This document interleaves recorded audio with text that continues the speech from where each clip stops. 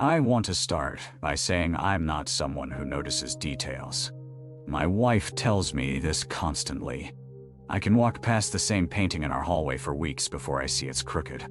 So when I started noticing small things about the library, I almost didn't mention it to anyone. But the things I noticed kept building, and by the time I realized what was happening, I couldn't stop thinking about it. I've been going to the Riverside Public Library for about 4 months. It's close to my office, and I like having somewhere to go during my lunch break that isn't the break room. The library's quiet, usually empty around noon on weekdays, and I can sit in the back corner with whatever I'm reading and not feel obligated to talk to anyone. There's a librarian who works the afternoon shift. Her name is Margaret, I think, based on the name tag I've seen her wearing. She's maybe in her 60s, gray hair, always wears cardigans even when it's warm outside. I'd see her shelving books when I'd come in, and we'd exchange the kind of nod that people do in quiet places. Nothing more than that. About a month into my routine, something small happened that I didn't think much about at the time. I'd checked out a book on Tuesday. I know it was Tuesday because I always go to the library on Tuesdays and Fridays. The book was called The Structure of Modern Philosophy. Not exactly thrilling, but I was trying to get through it. I kept it on my desk at work for the rest of that week, brought it to the library on Friday to return it. I walked up to the return desk, set the book down. Margaret was there, and she checked it in without looking at me. When I came back the following Tuesday, I went to the philosophy section. That's where I always browse. And the book was already back on the shelf. That seems normal, right? Libraries shelve returned books. But here's what stuck with me. I hadn't actually brought the book back on Friday. I'd set it on my desk to return it, but I got busy with work and left it there. I didn't bring it back until the following Tuesday, 3 days later. Yet, there it was, on the shelf, already in its place, with the return label processed. I thought maybe I was confused about the dates. I do that sometimes. So, I didn't think about it again. 2 weeks after that, something stranger happened. I'd checked out 3 books on a Friday, 2 novels and a book about architecture. I had them at home over the weekend, brought them back on Tuesday morning. I remember setting them on the return desk and watching Margaret scan them. She looked at each one, made eye contact with me when she scanned the architecture book, which was unusual for her.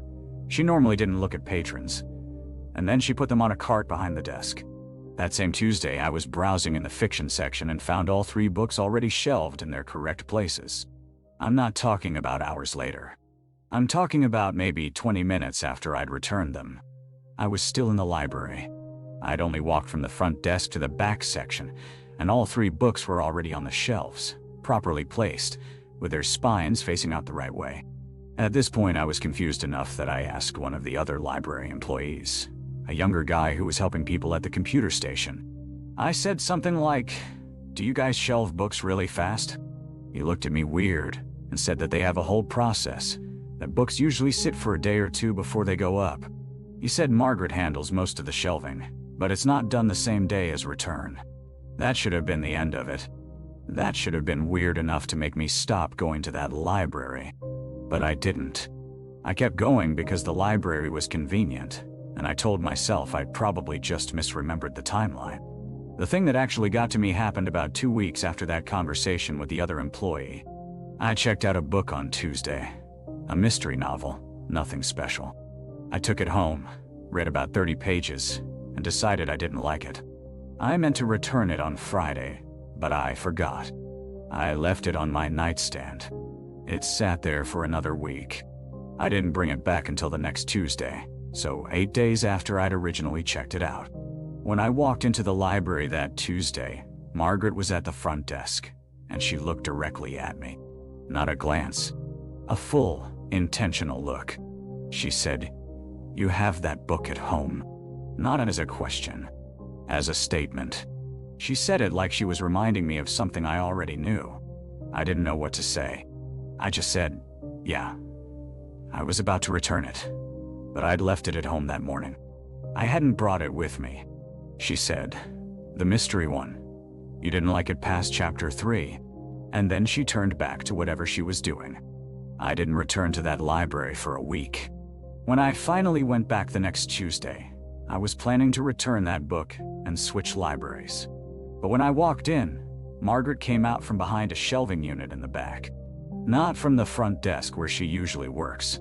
From the back, like she'd been waiting for me. She was holding the mystery novel. She said, "I shelved this for you last Tuesday while you were home." She set it down on the nearest table. "I wanted to let it sit for a few days so you'd know I had it. I wanted you to know I could get books you'd taken." I left the library. I got in my car and I drove away. I didn't go back after that Tuesday. I've thought about what she meant. I've thought about what it would take for someone to know I hadn't brought a book back, to know what I was reading, to know where I lived, or at least know my schedule well enough to retrieve a book from my house and shelve it before I came in. And I don't have an answer. I still wonder sometimes if I should report her, tell someone what happened. But I'm not even sure what I'd tell them. That a librarian shelved a book I borrowed? That feels stupid when I say it out loud. But it wasn't stupid. It was the opposite of stupid. It was specific. It was a message. It was her telling me that she knew exactly where I was and what I was doing, and that she could reach into my life whenever she wanted to. I never went back to that library. I'm not sure when I first noticed her, but looking back, I think it was a Tuesday in March. I'd been going to the same cafe, Miller's, for about 3 years by that point. Nothing fancy. Just a place with decent coffee and quiet corners where I could work on my laptop for a few hours. She was sitting in the corner booth when I walked in, the one I usually took. She had dark hair, maybe early 60s, and she was drinking tea. Black tea, no sugar. I remember thinking that was oddly specific to notice, but I didn't think much of it then. I just grabbed a different table. Over the next 2 weeks, I saw her there 5 or 6 times. Always the same booth. Always black tea. Always reading. Never her phone. Just books. Historical fiction, mostly. I didn't think anything of it. Regulars are normal. The cafe had a dozen of them. Then, one morning, I ordered my usual. Vanilla latte with an extra shot, oat milk. The barista, a kid named Marcus, started making it, and the woman from the corner booth appeared next to me at the counter. She wasn't waiting to order.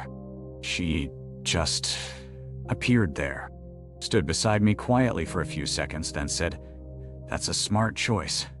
My daughter used to order that exact thing." I nodded, uncomfortable. You know how it is when a stranger tries to make conversation.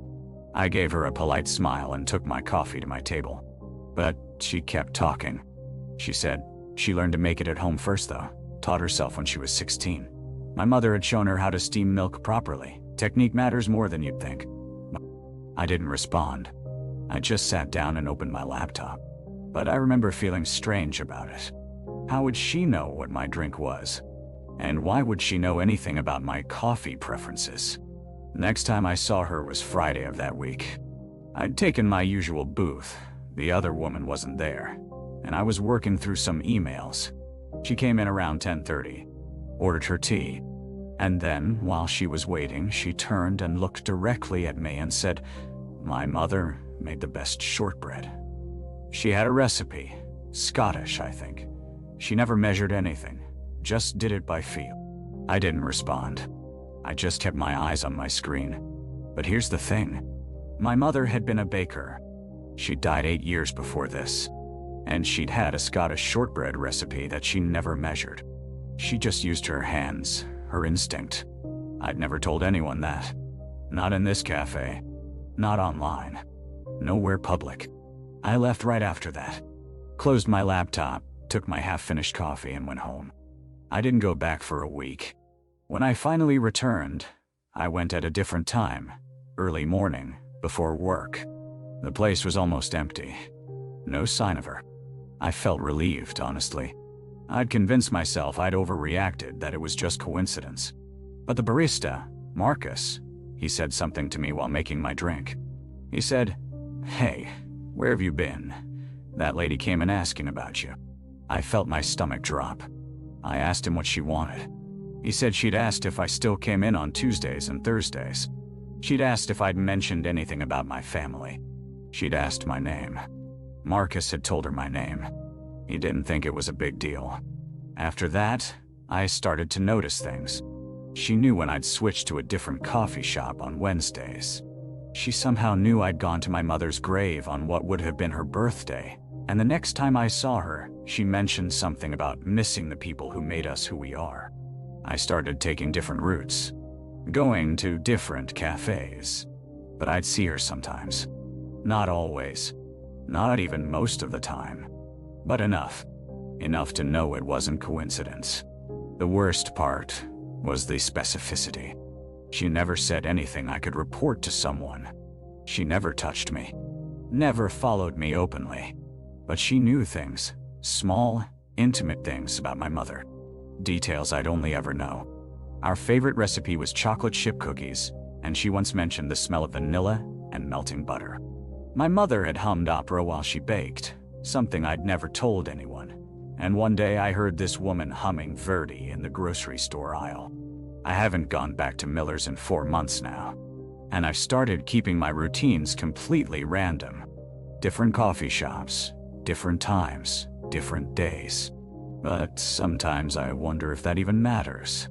Because the thing that terrifies me most isn't that she's following me. It's that I don't know how she knows these things about my mother. And I don't know why she's so interested in me because of them.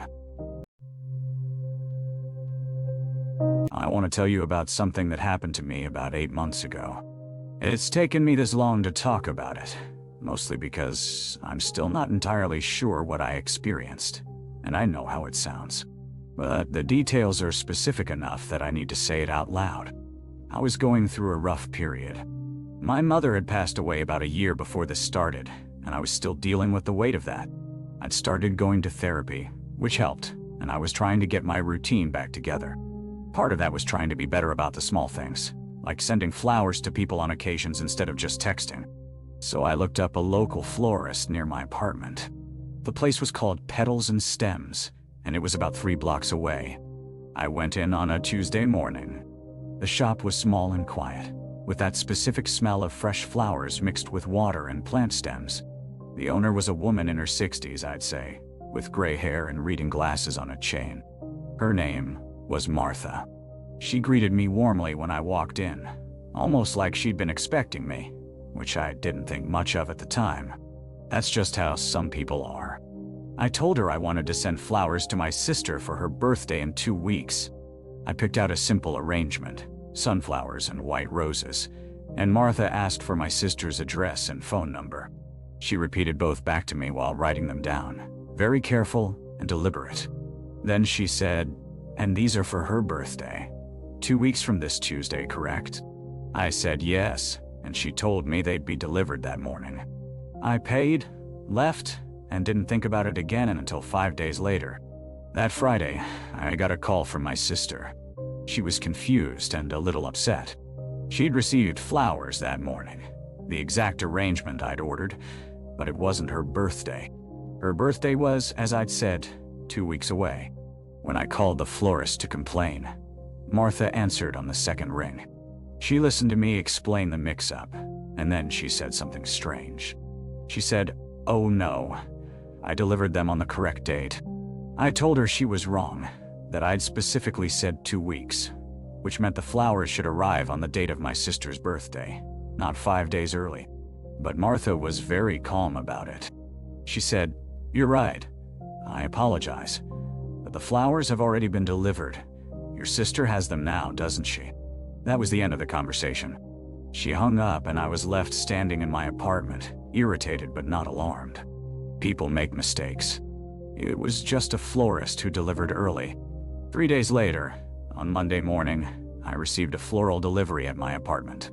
There was no card, no order form, nothing. It was a beautiful arrangement. Roses, peonies, baby's breath. I knew immediately who it was from. I called Petals and Stems and asked Martha why she'd sent me flowers I didn't order. She said she hadn't sent them to me. I asked her again, more insistent. She was quiet for a moment, and then she said, "I think you should check the delivery receipt in the tissue paper." I pulled the tissue apart, and there it was. A small receipt written in Martha's handwriting. It said, "Arrangement for Margaret Chen. Delivery date, Monday, August 14th, 2023. No occasion specified." I read that date 3 times. That date was August 14th, 2023. It was currently August 7th, 2023. The flowers had been delivered a week before they were ordered to be delivered. And they were addressed to me, Margaret Chen, not to anyone else. I drove to the florist immediately. When I got there, Martha was standing behind the counter, almost like she'd been waiting for me. I asked her how she could have written a delivery receipt dated a week in the future. She didn't answer directly. Instead, she asked me if I was feeling well. I said yes, I was fine. I just wanted to understand what was happening. Martha walked over to a filing cabinet behind the counter and pulled out a folder. She opened it and showed me the contents. Inside were photographs. Polaroids mostly, and they were all of me. There was one of me walking past the shop. One of me in line at the grocery store near my apartment. One of me getting out of my car. One of me sitting in a cafe I frequented. They were all dated, all recent. I felt something drop in my stomach. I asked her why she had photographs of me. She closed the folder and looked at me with an expression I couldn't read. Not malicious, but not kind either. She said, "I know my customers. I know what they need before they know themselves. Sometimes I'm just a little ahead of schedule." I left the shop. I didn't say anything else. I went straight home and locked my door. Over the next 2 months, flowers kept arriving at my apartment. Always a week or more before any date I might have associated with them. A bouquet of white lilies arrived in mid-August. They're traditional funeral flowers, and I was terrified. 2 weeks later, my father had a minor heart attack. He was fine, recovered completely. But the flowers had arrived before I knew he was even sick. Red roses arrived on a Tuesday in late September. I had them thrown away unopened. The next week, I was asked to a work event by someone I'd mentioned I liked. Chrysanthemums arrived in October, which felt like another funeral arrangement, and I lived in genuine fear for weeks. Nothing happened. Nothing at all. It was almost worse than if something had. I stopped going to petals and stems, obviously.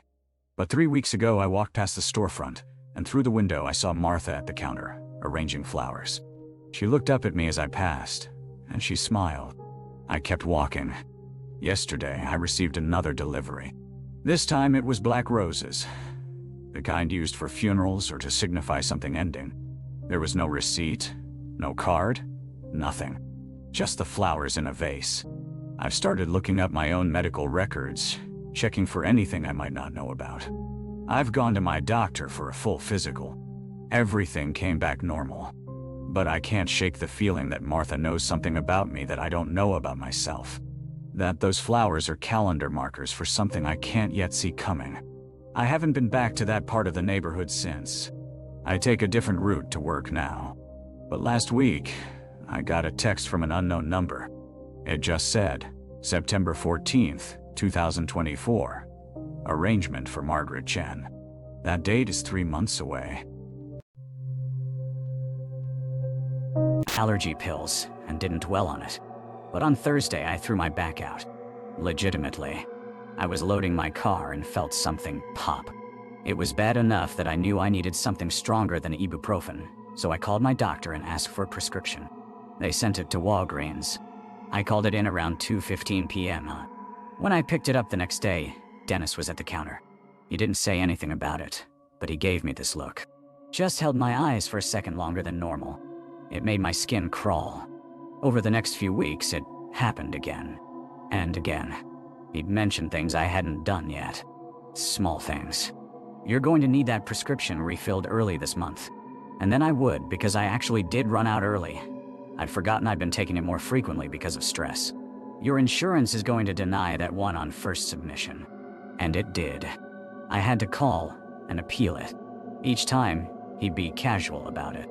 Like he was just making conversation. But it was always accurate. Always specific. I started paying attention to the details of how he was predicting these things. Was he guessing based on patterns? Was he somehow accessing my medical records? I didn't know, and I was too uncomfortable to ask directly. The weird part was that some of the things he predicted, I actively made decisions to do differently. One Saturday in early April, I came in for my regular prescription, and he said, "You're going to need a stronger dose next month. Your doctor's going to suggest it, and you should probably take it." I decided right then that I wouldn't ask for a dose increase. I didn't mention it to my doctor. But a week later, my doctor called me out of the blue, which never happens, and said she wanted to increase my dosage based on my symptoms. She said she'd been looking over my chart and thought it would help. I went back to that pharmacy with ice in my veins. When I got to the counter, Dennis had already processed the new prescription. He handed it to me without saying anything. Then he leaned forward and said, very quietly, "You can't avoid it. Not the dose. Not any of it. I'm just telling you what's going to happen." He said it like he was trying to help me. Like he was being kind. That's when I realized he wasn't predicting things based on patterns or hacking into my records. He was predicting things because he somehow already knew what I was going to do. Before I did it, I didn't go back to that pharmacy. I switched to a different Walgreens across town, even though it was less convenient. I had my records transferred and everything. My old pharmacy wouldn't have my information anymore. But then, about 2 weeks later, I got a call from my new pharmacy. The pharmacist said they needed to verify something with me. When I picked up the phone, I recognized the voice immediately before he even spoke. It was Dennis. He transferred to my new location. He said, "I know you switched. That's fine. But I want you to understand something. I'm not trying to hurt you. I'm trying to help. Those prescriptions I told you about, the ones you were going to need, you're going to be very glad you have them." I hung up. I didn't go back. I found a different pharmacy 3 towns over and had everything transferred again. I stopped filling prescriptions for a while, just bought over-the-counter stuff even when I needed something stronger. But about a month after that, I got sick. Really sick. Pneumonia. I ended up in the hospital for 5 days. And when I was being treated, the doctors asked me about my medical history and any prescriptions I was currently on. I told them about the allergy medication, and they asked if I had any other standing prescriptions I'd filled recently. When I told them about the ibuprofen, the back pain medication, and the higher dose of my allergy pills, all things Dennis had told me I'd need, they looked at each other. One of them said those medications, taken together during recovery, had definitely helped prevent complications. The doctor literally said, "You're lucky you had those on hand. Some people end up worse off because they don't have pain management during recovery." I haven't seen Dennis since that phone call. I don't know if he still works there. I don't know how he knew what was going to happen. But every time I fill a prescription now, I think about him. And I wonder what else he knew. What he still knows. I also wonder, if he knew I was going to get pneumonia, what else did he know? And more importantly, why did he care enough to warn me?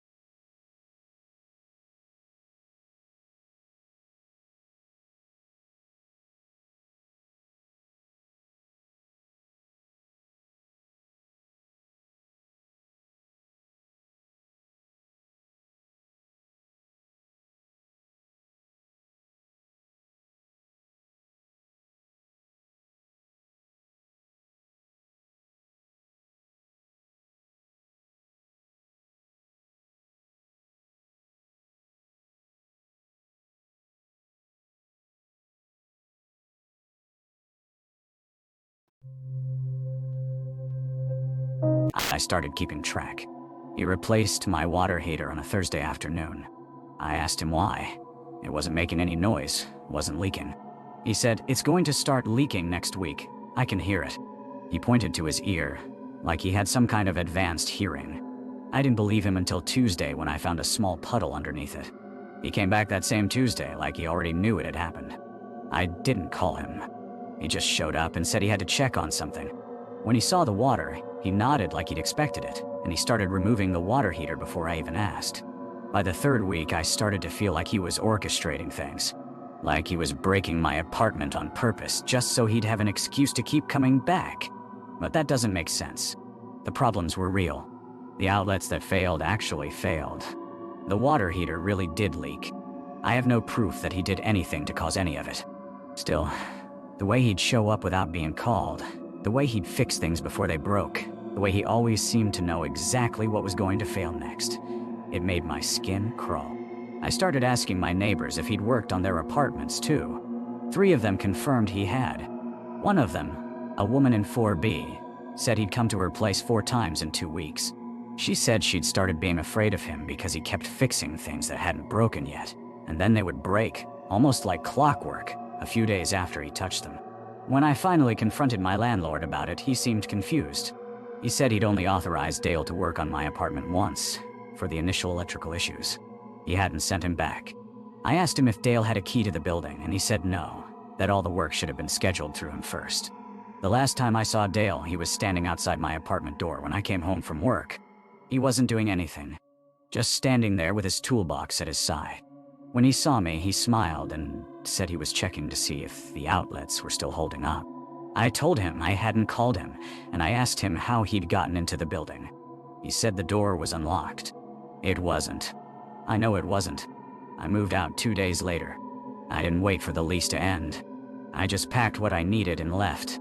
My landlord is probably still waiting for me to explain why I broke my lease, but I can't make him understand something I don't understand myself. What I do know is this. I saw Dale's van in the parking lot of my new apartment complex last Tuesday. It was parked 2 spaces away from mine. The name on the side said Dale's Electrical, and below it, a phone number. I haven't called it. I'm never gonna call it. But every morning, I wake up and I check my apartment for things that might break. I check the outlets. I check the water heater. I check the doors. And every few days I find something that needs fixing. Nothing's broken yet. Nothing's actually failed. But they will. I know they will. And I know exactly who's going to show up when they do.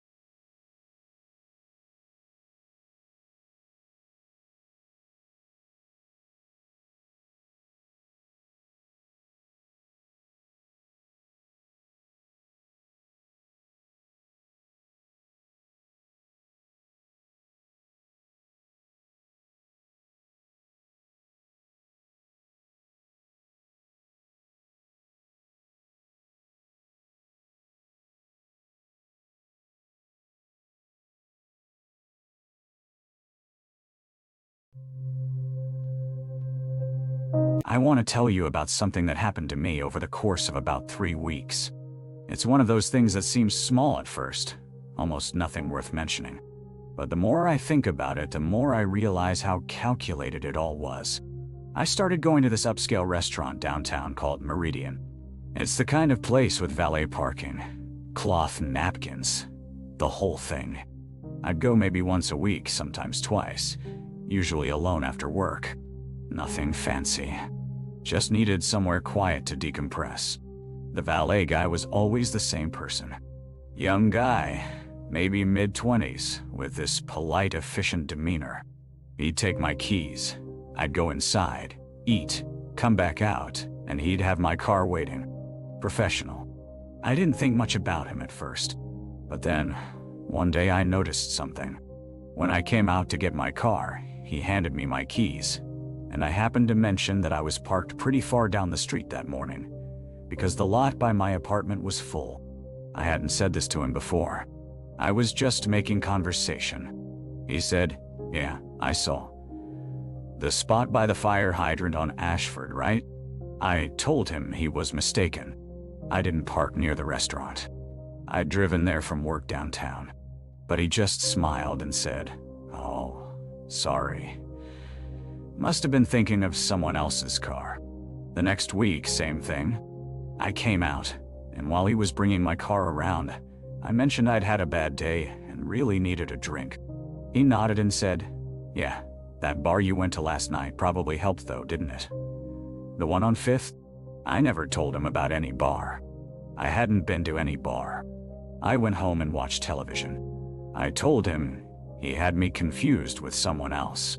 He apologized and didn't mention it again that night. But here's where it gets strange. I started thinking about it. Started paying attention. I realized I was keeping track of things he said. Small things.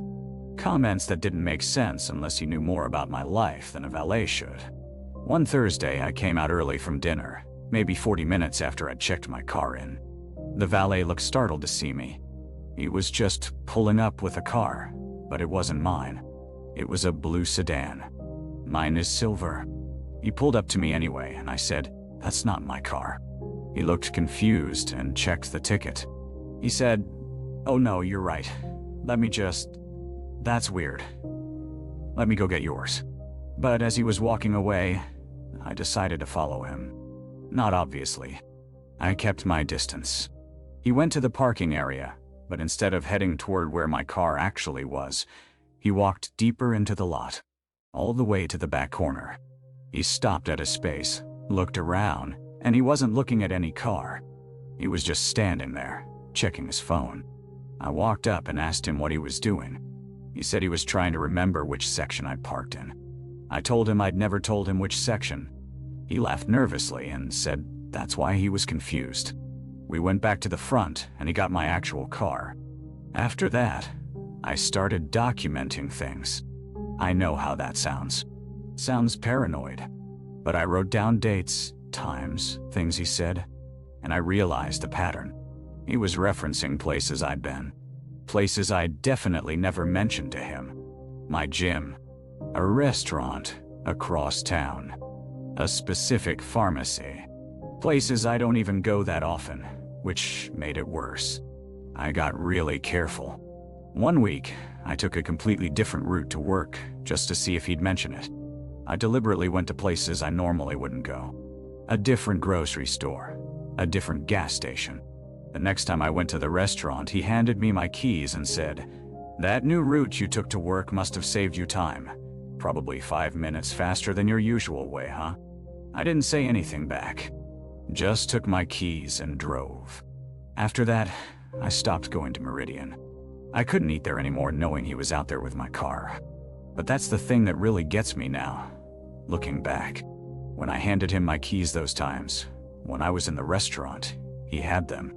He had free access to my car, to my registration, to my address on my registration, to wherever he wanted to drive it while I was inside eating. I never found out what he did during those times. I never had the guts to install a GPS tracker in my own car to find out. But sometimes I think about that blue sedan he was pulling up to get when I came out early. I wonder whose car that actually was. I wonder what he was doing in that back corner of the lot. And I wonder if the reason he knew so much about my movements is because he was the one making some of them for me.